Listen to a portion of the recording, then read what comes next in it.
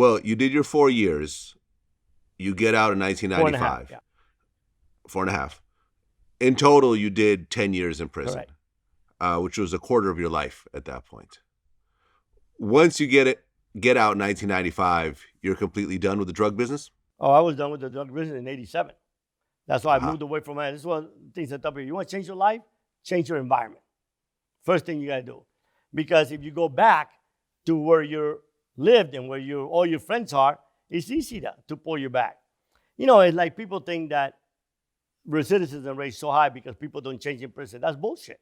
Here's the problem. I'll tell you my perfect example. I'll be 100% honest. If I got out of prison and I couldn't feed my family, no matter what I did, because nobody was going to hire me. I had this label, twice convicted drug dealer. Nobody would hire me. And I couldn't wait to feed my family. What do you think I was going to do?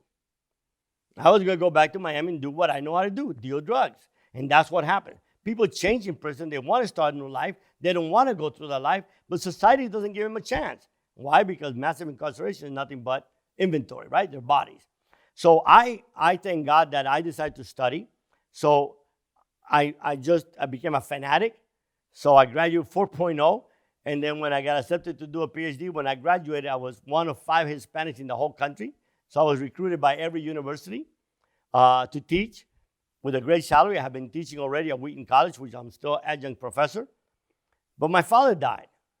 And when my father died, I got really convicted. My father died right a week before my wedding. And I'm missing him. I'm crying tremendously. And I'm like, man, my father didn't give me anything. Why am I missing him so much? Then I realized, you know what? He did. He gave me a lot. He gave me his presence. He was with me. He helped me walk through life. And I adore my father. He was my hero. My bodyguard used to laugh. My father would come to my house, and we loved to watch movies together. And he would say, hey, son, what time is it? And I'm like, Dad, it's almost 10 o'clock. He says, you busy tomorrow? I say, yeah, Dad, I'm busy tomorrow. He would say, son, I think you need to go to bed. You know what I did? I went to bed.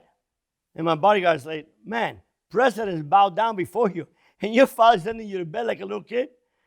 I said, yeah, because that's the respect I have for my father. They said, do you fear your father? I said, I do, but not fear that he's going to kill me or anything like that. I fear ever letting the man I love the most down. So I'll go to bed. Makes no difference in my life. So when I get out and I'm missing my father, I realized, yeah, I'm going to be this big, because now there's no internet, right? So my whole deal is no one's going to know about me. I'm going to get my PhD, I'm going to teach, and I'm going to have a bunch of pretty girls begging me for a grade. Greatest thing in life. That's what I want to do. And no one's going to know who Jorge Valdes is. And all of a sudden, I realized I got 3 kids from a prior marriage living in Georgia. And I'm like, how are my kids going to remember me? As someone who sent a check every month and had a good time. So I told my wife, I said, I'm going to quit. And we're going to move to Georgia. I'm going to be a full-time dad. And she's like, what are you going to do there? I said, I don't know. I'll figure it out. And so we did. And I started a little company in the basement of our house, and I built it into a multi-million-dollar national, international company. And then in Okay. 2012, I decided that I was done. I'm like, if a man can define when enough is enough, only greed will drive him. And I want to be there for the last 2 kids. I got 6. My first 4 kids spent most of their lives, I was in prison. So I retired, and that's what I did.